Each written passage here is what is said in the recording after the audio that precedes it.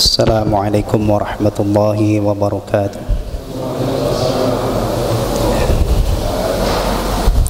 Innal hamdalillah nahmaduhu wa nasta'inuhu wa nastaghfiruhu wa nastahdihi wa natubu ilayhi wa na'udzu billahi min shururi anfusina wa min sayyiati a'malina.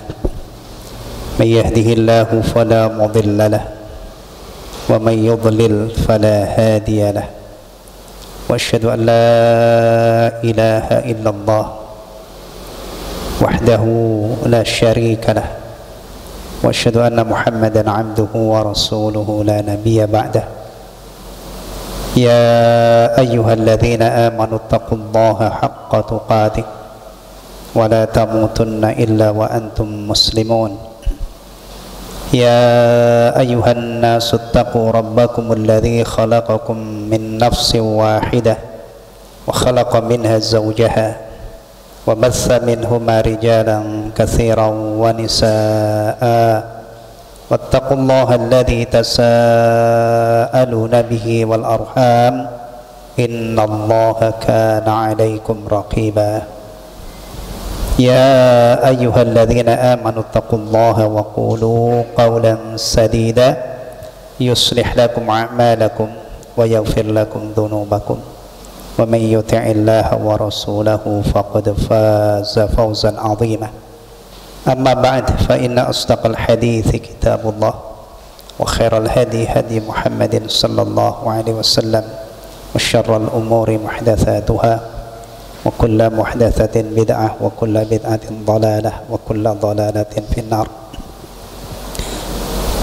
Jemaah sekalian kaum muslimin wal muslimat rahimani wa rahimakumullah.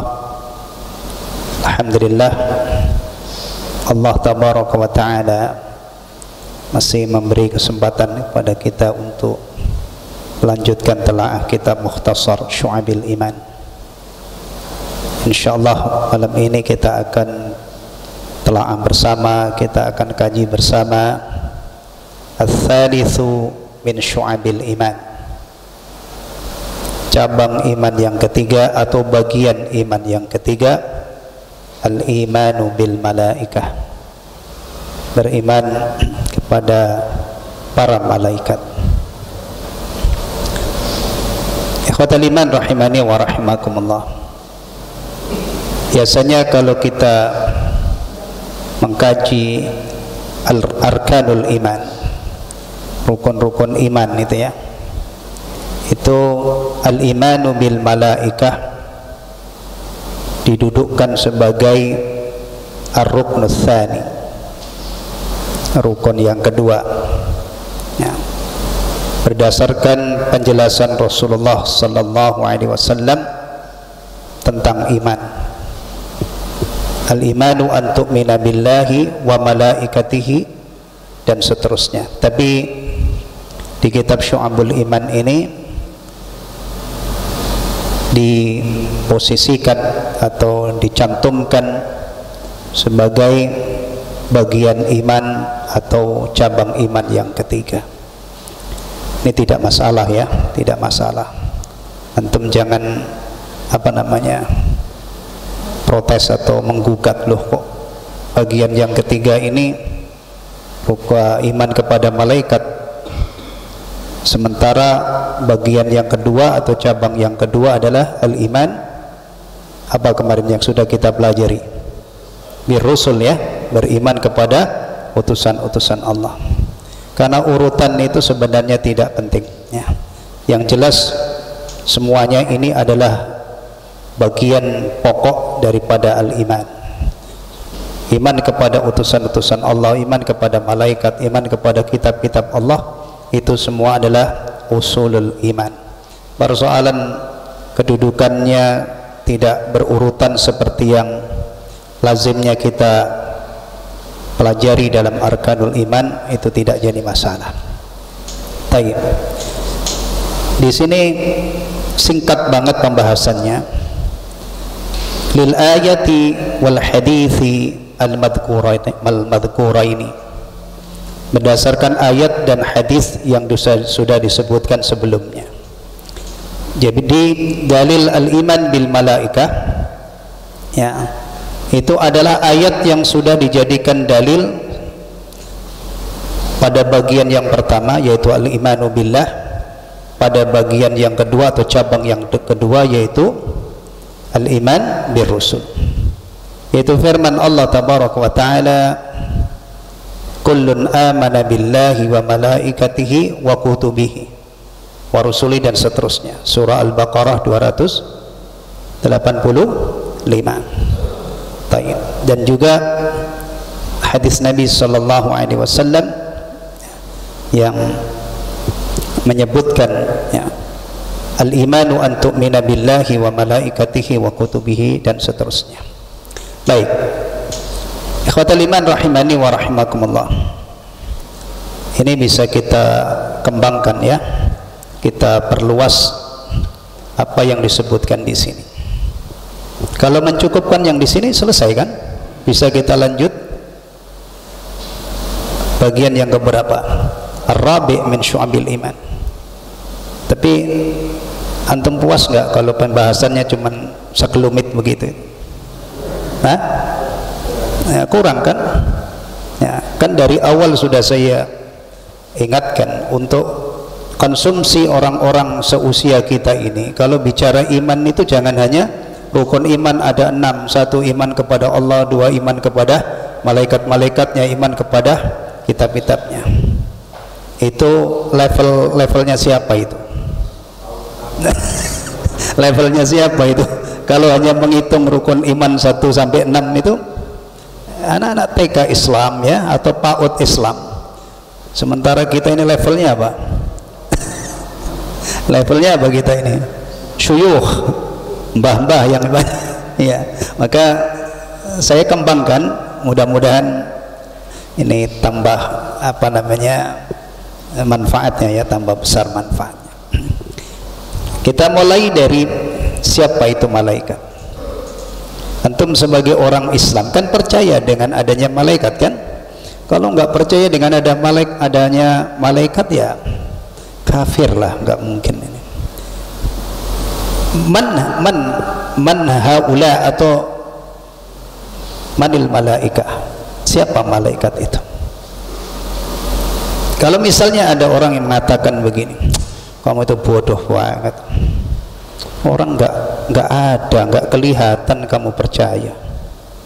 No, satu saat itu mungkin kita dibodoh-bodohin orang, ditolol-tololin orang, karena kita mengimani, ya, apa yang kita imani, termasuk iman kepada malaikat, ya. Dan itu kalau cuman dicela, ya, dicaci maki, atau ditolol-tololin, dibodoh-bodohin, itu belum seberapa. Ya, cobaan orang-orang beriman sebelum kita itu ada yang dibakar hidup-hidup. Ya. Ada kan kisah di dalam surah Al-Buruj yang masyhur dengan kisah apa namanya itu? Kisah yang ada di dalam surah Al-Buruj, namanya kisah apa? Ashabul Ukhdud. Ya. Itu pembantaian besar-besaran. Mereka dibantai, dilemparkan ke kobaran api yang menggelora. Apa salahnya? Apa salahnya? Mereka teroris? Bukan. Mereka orang yang bikin onar? Bukan. Apa salahnya? Menurut mereka apa salahnya? Menurut orang kafir itu loh, salahnya apa? Beriman.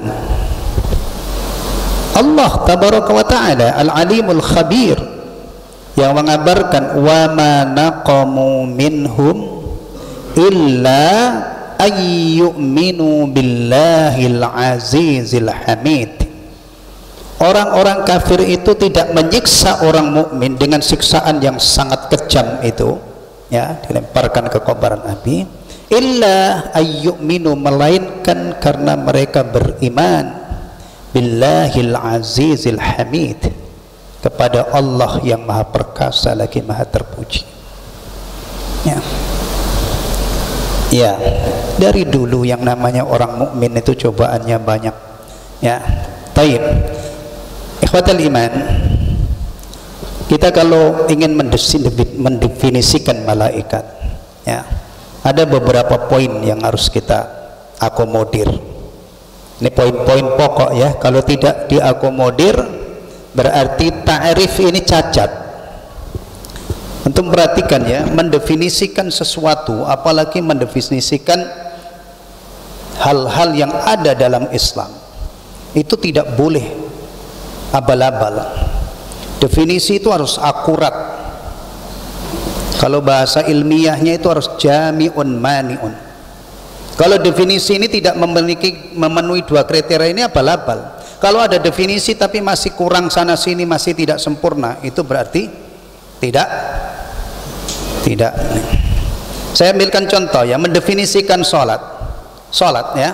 Sholat adalah ibadah yang diawali dengan takbiratul ihram ya, dengan syarat-syarat tertentu misalnya. Itu sudah sempurna atau belum definisi ini? Kan cuman disebutkan diawali dengan takbiratul ihram dengan syarat-syarat tertentu. Padahal ada bagian penting yang masuk dalam sholat belum terakomodir. Apa? Diakhiri dengan salam ya. Maka mendefinisikan ini bukan masalah sepele. Kalau orang-orang nggak paham agama masuk berebut untuk mendefinisikan ini, ya kacau ya. Itu urusannya para ulama, para mutakhassisin. Dan agama kita itu atau ilmu keislaman itu penuh dengan definisi. Kita kalau belajar nahwu, mubtada itu apa, khobar itu apa, fa'il itu apa, maf'ul bi itu apa, semuanya ada definisinya. Demikian juga semua ilmu, ya kan? Ada. Ya, taib. Pertama, makhlukun ghaibiyun. Kalau kita mendefinisikan malaikat, pertama adalah makhluk ghaib. Ya, bukan makhluk yang kasat mata yang ini. Ya, taib. Kemudian diciptakan oleh Allah dari nur ya, dari nur. Ini Rasulullah sallallahu alaihi wasallam yang mengkabarkannya. Di dalam Al-Quran tidak antum temukan ya, bahwa malaikat itu diciptakan dari nur, itu tidak ada. Tapi kalau jin diciptakan dari nyala api, Adam diciptakan dari tanah, anak keturunannya diciptakan dari nutfah, ada. Itu disebutkan dalam Al-Quran. Kemudian ada yang istimewa. Ada enggak malaikat yang ahli maksiat? Malaikat yang berbuat maksiat kepada Allah ada apa enggak? Berarti ini bagian penting.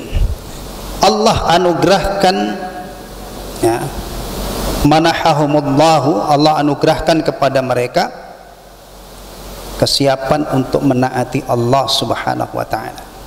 Jadi tidak ada malaikat yang membangkang, malaikat yang durhaka kepada Allah subhanahu wa ta'ala ya. Kemudian kadang-kadang bisa menjelma dalam bentuk manusia. Itu kira-kira poin pentingnya.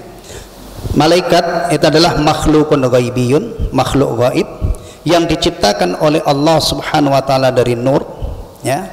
Ada yang perlu dipertegas lagi. Kalau makhluk, maka jangan pernah sekali-kali kita menyifati dengan sifat-sifat Allah subhanahu wa ta'ala ya.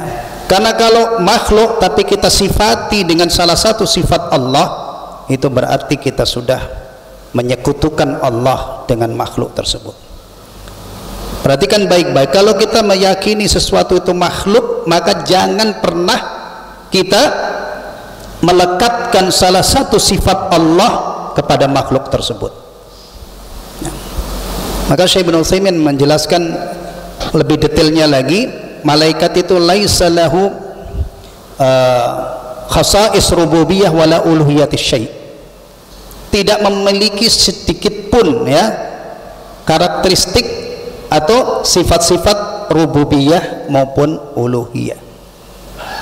Kalau kita yakini malaikat itu memiliki salah satu sifat rububiyah seperti menghidupkan atau mematikan, memberi rizki, berarti kita sudah menyekutukan Allah subhanahu wa ta'ala dengan malaikat tersebut. Tidak memiliki sifat-sifat ketuhanan sama sekali, baik rububiyah maupun uluhiyah. diberi kemampuan yang sempurna untuk menaati Allah Subhanahu wa taala. Ya. Nah, kalau malaikat itu semua adalah makhluk-makhluk yang taat, tidak pernah ada yang maksiat, berarti mulia di sisi Allah. Ibadun mukramun, hamba-hamba yang dimuliakan oleh Allah. Karena mulianya makhluk di sisi Allah itu karena ketaatannya, dan para malaikat itu semuanya adalah hamba-hamba yang taat. Ya. Taib. Kalau kita masukkan juga jumlahnya, ya, jumlah mereka banyak. La ya'lamuhu illallah. Jumlah mereka banyak, tidak ada yang mengetahui secara pasti kecuali Allah Subhanahu wa taala. Dan kadang-kadang malaikat ini bisa menjelma dalam bentuk manusia. Malaikat menjelma dalam bentuk manusia, dalam sosok manusia itu dikisahkan dalam Al-Quran. Ya. Misalnya dalam kisah apa malaikat menjelma dalam bentuk manusia? Ya. Ketika datang kepada siapa? Ibrahim alaihissalam. Ya. Kemudian apa yang dilakukan oleh Ibrahim? Ini ada keteladanan Ibrahim dalam masalah memuliakan tamu. Apa? Buru-buru dipotongkan sapi muda, kemudian dipanggang, ya, disuguhkan, tidak mau nyentuh. Ibrahim ketakutan, ya, karena ini malaikat gitu ya. Kalau kita Masya Allah bertamu, kemudian tuan rumahnya itu karim banget, Masya Allah, disuguhi, itu kira-kira hah? Ya, umumnya mah pada suka banget ya sapi panggang itu. Tayyib. Itu. Kemudian yang datang kepada Maryam, ya, mengkhabarkan bahwa Allah menganugerahkan anak kepadanya, ya. Kemudian Maryam terkejutnya, mengatakan, bagaimana saya bisa punya anak? Tidak pernah ada laki-laki yang menyentuh saya. Kemudian malaikat itu mengatakan, Allah itu maha kuasa. Tayyib. Kapan lagi malaikat datang dalam bentuk manusia? Tadi kan Ibrahim, ya, alaihissalam, pernah kedatangan tamu yang sosoknya itu manusia, tapi sebenarnya ini adalah malaikat. Lot juga, ya, Lot alaihissalam. Kemudian Rasulullah SAW, ya, pernah juga Jibril alaihissalam dalam sosok manusia hadir ke majelis beliau untuk mengajarkan pokok-pokok agama, dan itu menjadi dalil pembahasan kita ini ketika beliau menjelaskan tentang iman. Baik, apa cakupan atau substansi iman kepada para malaikat? Ya, iman kepada para malaikat, ya, meliputi beberapa hal. Al-imanu bil malaikah, ya, yatadammanu arba'ata umur. Begitu Syekh bin Utsaimin rahimahullah mengawali penjelasan atau menjelaskan tentang masalah malaikat ini, ya. Yang pertama, al-imanu biwujudihim, mengimani tentang adanya malaikat. Ada tapi gaib, gitu kan? Ada tapi gaib, ya. Jadi jangan apa namanya, disyaratkan untuk bisa diindra, nggak mungkin. Jadi antum bayangkan, ya, kalau ada orang Islam tapi prinsipnya begini, saya tidak mau percaya kepada sesuatu kalau saya tidak bisa melihat. Allahu Akbar. Satu prinsip ini kalau dipegangi oleh seorang muslim, berapa perkara gaib yang harus dia buang. Padahal substansi keimanan itu memang didominasi perkara-perkara gaib. Alladzina yu'minuna bil ghaib. Bahkan nanti kalau perkara gaib itu sudah menjadi nyata, itu sudah tidak ada artinya iman di saat itu. Ya, iman itu masih bernilai iman kalau memang masih terkait dengan masalah gaib, masih belum bisa dibuktikan, belum bisa diindra. Ya. Nanti kalau salah satu tanda kubro kiamat, tanda kubro, tanda kiamat itu kan ada dua ya, ada asyratus sa'ah as-sughra, ada satunya lagi asyratus sa'ah al-kubra. Ini ada apa sering terjadi kesalahan di sini. Antum perhatikan ya, si kata sifat kecil dan besar itu sifat untuk tanda, bukan sifat untuk kiamat. Tanda-tanda kecil kiamat, tanda-tanda besar kiamat, bukan tanda kiamat kecil, bukan tanda kiamat besar. Tanda-tanda kecil kiamat itu di zaman Rasul saja sebagiannya sudah disebutkan oleh beliau, sudah terjadi sallallahu alaihi wasallam. Nah, salah satu tanda kubro, tanda besar adalah terbitnya matahari dari barat, dari tempat terbenamnya. Kalau itu sudah terjadi, orang-orang yang baru masuk Islam, yang baru mau bertobat, baru beriman, diterima nggak imannya? Hah? Enggak. Sudah tertutup pintu taubat ya. Berarti kalau orang pada masuk Islam setelah itu, setelah yang sekarang ini gaib, sekarang kan gaib kan, yang dikabarkan oleh Rasul itu gaib, karena insya Allah besok itu matahari masih terbit dari ufuk timur. Tapi nanti kalau sudah nyata salah satu tanda ini, dah yang bertobat sesudah itu sudah tidak ini lagi ya. Taib. Jadi yang pertama adalah al-imanu biwujudil malaikah, kita mengimani tentang adanya malaikat ya. Bahkan tadi lebih dari itu, kita yakin malaikat itu diciptakan oleh Allah dari cahaya. Malaikat itulah hamba-hamba yang taat ya kan, jumlah mereka banyak, mereka mengemban berbagai macam tugas dari Allah Subhanahu wa taala. Baik. Kemudian yang kedua, al-imanu biman alimna ismahu minhum bismi, mengimani nama-nama malaikat yang sudah kita ketahui. Nah, masalahnya adalah kita ketahui dari mana sumbernya. Nah, berarti dari Allah dan dari Rasulullah. Ya, ingat iman ya, substansi iman itu kita bangun berdasarkan membenarkan qala Allah, qala Rasulullah. Ya.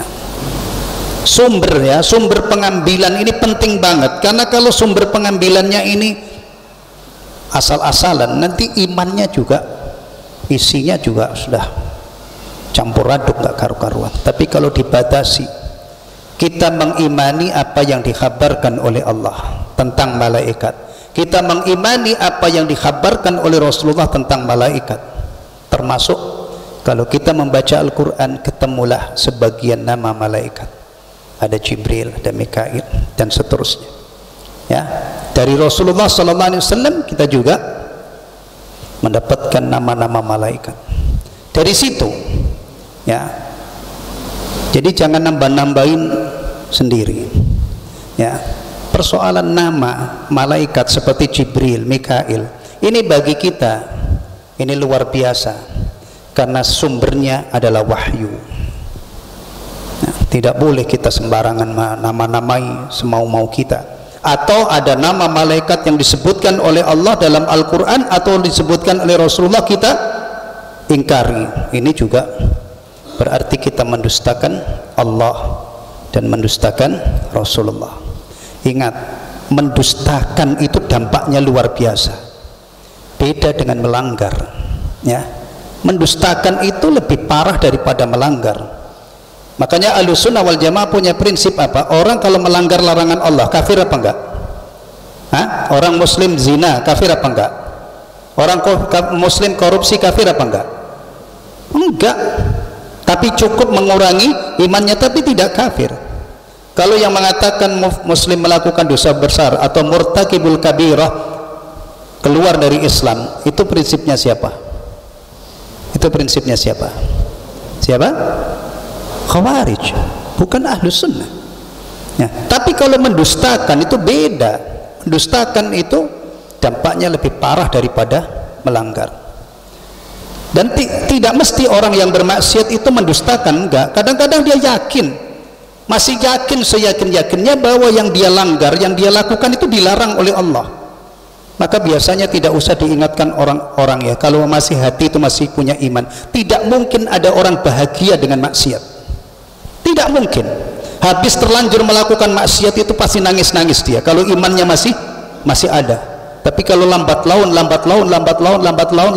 terus dia lakukan, bisa jadi nanti tidak ada rasa apa-apa, dan di situ sudah tipis banget ya, tinggal satu langkah lagi bisa mendustakan. Maka ini bahayanya maksiat. Tapi kalau sekadar maksiat tidak menyebabkan orang kafir. Tapi kalau mendustakan, misalnya ada orang berzina, Masya Allah dia masih mengakui zina itu haram, tapi karena dorongan yang luar biasa akhirnya dia khilaf, tidak kafir. Muslim berdosa, muslim fasik, mukmin fasik. Nah, tapi kalau terus kecanduan, akhirnya apa? Zina itu enggak haram. Misalnya, lah di sini ini sudah apa namanya? Sudah takdzib kan, mendustakan ayat yang mengharamkan zina. Na'udzubillah min dzalik. Maka persoalan mengimani nama malaikat ini adalah bagian penting dalam iman kepada malaikat. Yang ketiga, kata beliau, al-imanu bima alimna min sifatihim, mengimani sifat-sifat mereka yang sudah kita ketahui. Sebagaimana nama tadi ya, nama itu sumbernya dari mana tadi? Al-Quran dan As-Sunnah. Dari dalil apa itu namanya? Naqli atau dalil sam'i. Al-Quran dan Sunnah itu biasa disebut dengan dalil naqli, wahyu. Demikian juga mengenai sifat malaikat itu, kalau kita kenali berdasarkan Al-Quran, berdasarkan Sunnah, berdasarkan hadis Nabi Sallallahu Alaihi Wasallam, ternyata sampai disebutkan di situ tentang sifatnya, yang akhirnya kita mengimani tentang sifat malaikat. Sifat malaikat, meskipun kita tidak melihat, tapi kita mengimani malaikat itu makhluk yang memiliki apa? Sayap. Uli ajnihatin mathna wa thulatha wa ruba'. Nah, mathna wa thulatha wa ruba' itu bukan hanya masalah istri ya. Fankihu ma tabalakum minan nisa'i masna wa thulatha wa ruba'. Ternyata ketika Allah mengkhabarkan tentang malaikat itu juga ada firman Allah, uli ajnihatin masna wa thulatha wa ruba'. Malaikat itu dikhabarkan oleh Allah yang menciptakannya memiliki sayap. Uli ajnihah, memiliki sayap. Tapi sayapnya seperti apa ya Allah Ta'ala alam. Kita tidak dituntut untuk mengidentifikasi bagaimana sayapnya, cukup sampai di situ. Sayapnya gimana? Tidak dituntut kita membenarkan apa yang disebutkan oleh, tapi jumlahnya disebutkan 2, 2, 3, 3 dan 4. Mathna wa thulatha wa ruba', 2, 3 dan 4. Jadi makhluk bersayap. Nah, Jibril alaihissalam itu persoalan sayap tidak sama dengan malaikat yang lain, sangat istimewa. Berapa sayapnya Jibril alaihissalam? Pernah dengar? Yang ngaji tentang bab iman sudah pasti tahu ini. Rasulullah sallallahu alaihi wasallam pernah melihat Jibril alaihissalam dalam bentuk aslinya. Subhanallah, ternyata Jibril alaihissalam itu memiliki 600 sayap. Lahu sittu mi'ati janahin wa qad saddal ufuq. Alhamdulillah, Rasulullah itu enggak pelit, mendapatkan pengalaman istimewa melihat bentuk Jibril alaihissalam ya di ufuk ya. Ternyata dikhabarkan kepada umatnya, sehingga kita tahu bahwa Jibril itu memiliki 600 sayap. Antum bisa membayangkan 600 sayap itu gimana? Nggak mungkin, karena umumnya makhluk bersayap yang kita lihat itu paling banyak berapa? 2, ada 4, ada ya, capung 4 kan, kalau burung 2, 600 sayap. Ini ilmu begini ini jangan dianggap remeh, khotul iman, karena ini dikhabarkan oleh Rasulullah. Kalau sudah sampai kepada kita, kalau sudah dibacakan oleh seseorang kepada kita, berarti kewajiban kita apa? Membenarkan. Beda kalau misalnya ada orang jahil, antum tanya, kamu tahu nggak malaikat Jibril itu memiliki berapa sayap? Oh nggak tahu saya nggak pernah dengar. Itu biar nggak masalah, karena memang dia jahil kan. Tapi kalau sudah tahu, sudah dibacakan, sudah ketemu hadis ini, kemudian dia tidak percaya, itu namanya apa? Mendustakan. Antum misalnya ketemu dengan seorang muslim, antum tanya, ya akhi, antum tahu nggak sebelum sholat 5 waktu ini ditetapkan oleh Allah 5 kali sehari, itu asalnya diperintahkan oleh Allah berapa? Nggak tahu saya. Dia jahil, ya udah, nggak masalah. Tinggal kita kasih tahu ya, ketahuilah bahwa sholat yang 5 kali ini itu asalnya awalnya Allah perintahkan 50 kali, kemudian dikurangi sampai ditetapkan tinggal 5. Antum masih tega mengurangi lagi? Seharusnya tidak, malah nambahin lagi, tambahin dengan qabliyah, ba'diyah, tambahin dengan sholat tahajud, witir, dan sholat-sholat masyru' yang lain, gitu kan? Ini kadang-kadang ada orang tidak tahu bahwa sholat 5 waktu itu asalnya, awalnya Allah perintahkan kepada Rasulullah 50, dan itu riwayatnya diriwayatkan oleh Bukhari, hadis tentang fardiyatus sholat itu, sampai akhirnya tinggal 5. Masya Allah. Ini seharusnya kaum muslim itu banyak tahu ini, sehingga ketika dia berkewajiban menunaikan sholat 5 waktu itu, dia ingat, alhamdulillah, coba kalau seandainya 25 kali, betapa repotnya saya. Alhamdulillah 5, tapi ganjarannya setara dengan apa? 50. Alhamdulillahilladzi binikmatihi tatimmus shalihat. Ya. Jadi kalau ada orang yang jahil misalnya, itu tinggal kita isi, kita kasih tahu. Tapi kalau sudah sampai kepada dia, kemudian dia tidak percaya, ya, sebagaimana Rasulullah SAW yang melihat Jibril alaihissalam dalam bentuk yang aslinya, walahu sittumi'ati janah qad saddal ufuq. Ya. Ini disebutkan oleh Syekh Utsaimin secara ringkas, tapi hadis ini kata beliau ada di sini ada penjelasannya di Sahih Bukhari, Kitabu Bad'il Khalqi, bab permulaan penciptaan. Taib. Kemudian tadi sudah saya sebutkan di awal ketika menyebutkan definisi malaikat. Malaikat itu aslinya memang makhluk gaib, tapi kadang-kadang bisa menjelma dalam bentuk, dalam sosok manusia. Jibril yang datang ke majelis Rasulullah itu malah sifatnya jelas ya, syadidu bayadi sya'r, syadidu sawadi sya'r, syadidu bayadi thiyab, ya, rambutnya hitam pekat, bajunya putih bersih, la yura alaihi atharus safar, tidak terlihat padanya bekas-bekas perjalanan jauh.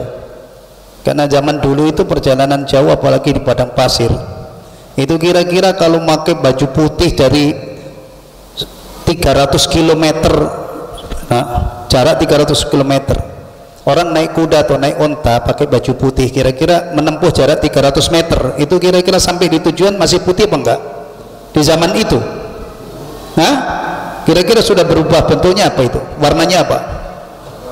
Coklat. Kalau rambutnya misalnya terbuka gitu ya, malah mengarungi perjalanan di padang pasir, apalagi kalau memacu kuda gitu kan, abunya kan menghambur ya, kira-kira rambutnya masih hitam enggak itu? Kira-kira apa warnanya menurut gambaran antum? Coklat kali ya. Tapi ini ya, beda dengan zaman sekarang. Raja Salman hafizahullah berkunjung ke Indonesia pakai gamis putih itu dari sana. Kira-kira turun di mana kemarin Raja Salman itu? Sekarang apa di Halim? Halim masih putih apa enggak? Oh iyalah, orang pesawatnya dia kelasnya. Kalau sekarang, maka masya Allah, sekarang ini kita menikmati zaman yang luar biasa ya. Taib. Jadi ini malaikat ya, kadang-kadang bisa menjelma manusia atas izin Allah Subhanahu wa taala. Yang keempat, al-imanu bima alimna min a'malihim, mengimani tugas-tugas mereka yang sudah kita ketahui, lagi-lagi juga dari Al-Quran dan Sunnah. Nama malaikat, kemudian sifat malaikat, tugas malaikat, ini merupakan madmun atau substansi iman kita kepada malaikat, padahal kita tidak melihat, ya, tapi kita yakin malaikat itu ada, bahkan kita meyakini namanya, ada malaikat Jibril, Mikail, Israfil dan yang lain sebagainya, dan ada malaikat yang menjalankan tugas-tugas tertentu. Nah, ini 4 hal ini merupakan isi daripada al-imanu bil malaikah. Baik. Kemudian ikhwatal iman, ada golongan-golongan yang menyimpang dalam masalah malaikat ini. Pertama, ada yang tidak percaya dengan adanya malaikat. Ya, ini biasanya satu paket ya. Orang itu kalau ateis tidak percaya Allah, nanti tidak percaya malaikat, itu sudah biasanya satu apa itu? Satu paket ya. Ya, tayyib. Nah, itu menyimpang. Bahkan kalau orang beragama Islam tapi meyakini malaikat itu tidak ada wujudnya. Nah, begini ini banyak lah ikhwatal iman, orang-orang muslim yang kecolongan itu, yang tidak percaya dengan jin. Ya. Anda punya pengalaman waktu haji tahun 2000 saya haji itu. Alhamdulillah saya haji itu bersama para rektor-rektor universitas ternama dan mudir-mudir ma'had, termasuk mudir ma'had Gontor Kiai Sahal ya, sudah wafat beliau ya, rahimahullah, yang wafat itu bareng saya satu rombongan. Nah, di tengah perjalanan haji itu ada seorang profesor, dia rektor di salah satu universitas ternama di Jakarta. Dia tidak percaya dengan adanya jin. Bayangin, itu muslim profesor.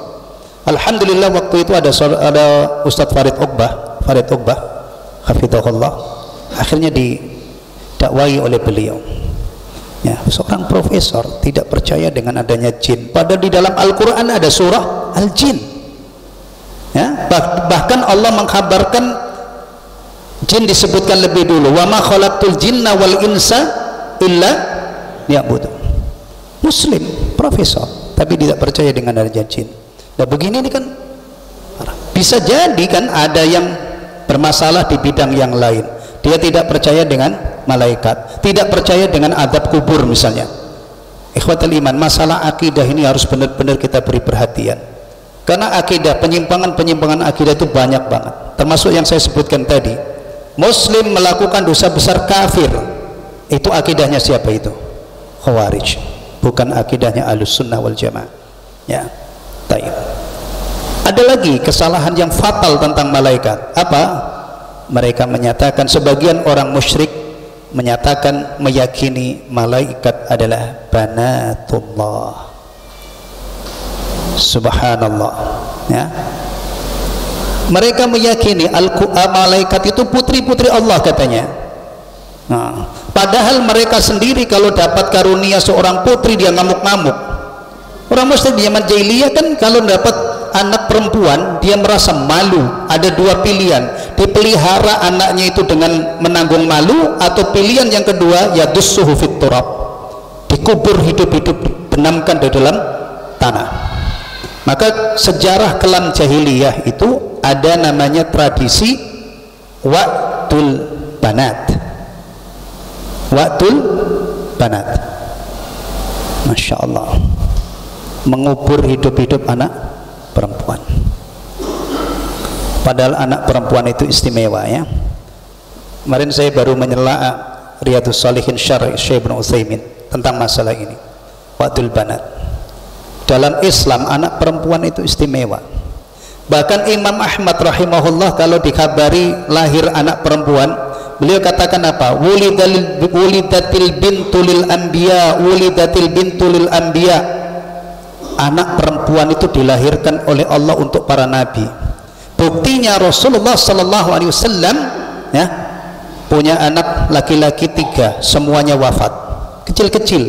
Yang perempuan 4, yang 3 wafat sudah besar-besar tapi masih wafatnya mendahului Rasulullah. Tinggal 1 putri Rasulullah yang wafatnya setelah Rasulullah wafat. Siapa? Fatimah radhiyallahu anha. Ya, sayyidatun nisa'i ahlil jannah. Allah. Jadi di zaman jahiliyah itu begitu, tapi mereka mengatakan Allah punya putri-putri yang mereka yakini banatullah itu adalah malaikat. Taib. Jadi itu diantara kesalahan yang fatal, akidah yang fatal tentang malaikat. Ya. Udah saya.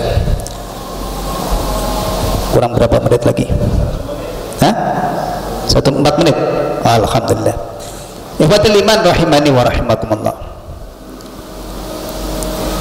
Setelah beliau menjelaskan tentang 4 hal tadi, bahwa beriman kepada malaikat itu mencakup apa tadi? Yang pertama, mengimani tentang adanya malaikat. Yang kedua, mengimani apa tadi? Nama-nama malaikat. Yang ketiga, mengimani sifat-sifat malaikat. Secara umum adalah makhluk yang memiliki sayap. Yang keempat, tugas-tugas malaikat. Kalau di dalam hati kita bicara iman, iman itu sesuatu yang diikat di dalam hati, ya, bukan hanya di lidah, bukan hanya di lisan, ya. Baik. Kalau seorang mukmin memiliki iman yang sahih tentang malaikat, dia yakin kalau Allah itu punya makhluk yang namanya malaikat, dia imani dengan apa namanya poin-poin tadi. Apa buahnya? Beliau menyebutkan, Syekh Ibnu Utsaimin rahimahullah, wal imanu bil malaikati yusmiru samaratin jalilah minha. Beriman kepada malaikat, tapi ini imannya harus benar, ya, imannya sahih. Baru kita bicara, kita kalkulasi faedahnya atau buahnya. Al-ilmu bi'azamatillah, kita akan mengetahui tentang keagungan Allah. Allah memiliki makhluk malaikat, jumlahnya sekian banyak, dibebani berbagai macam tugas, semuanya taat, semuanya tunduk, patuh, tidak ada yang menentang.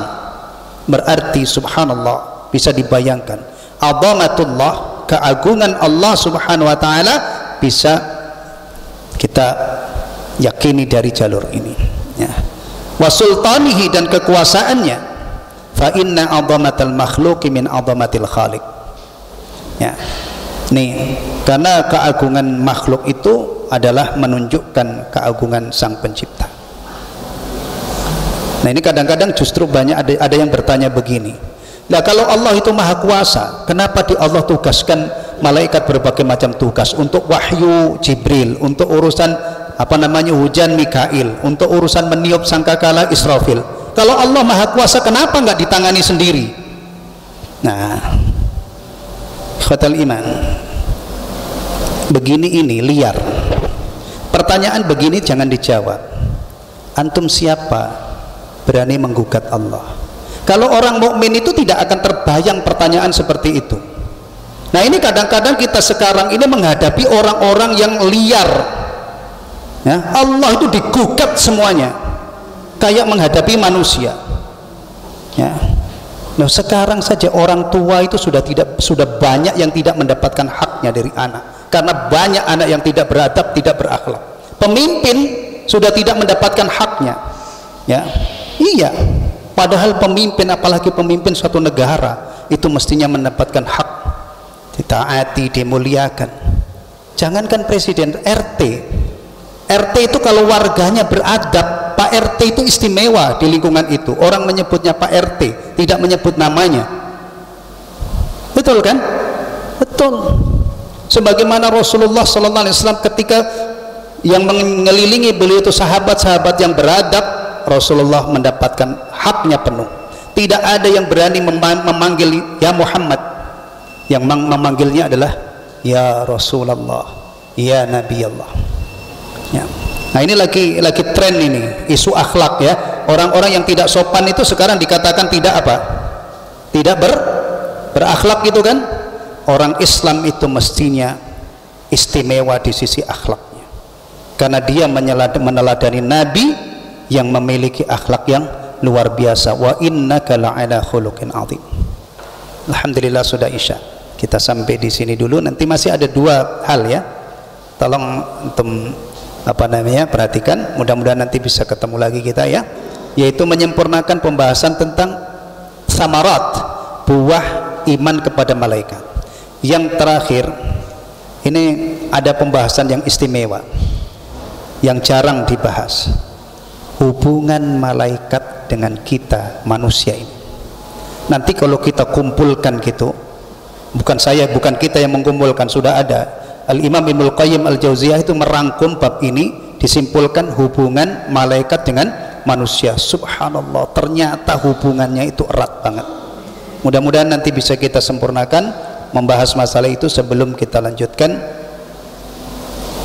bagian iman yang keempat, yaitu beriman kepada kitab-kitab Allah.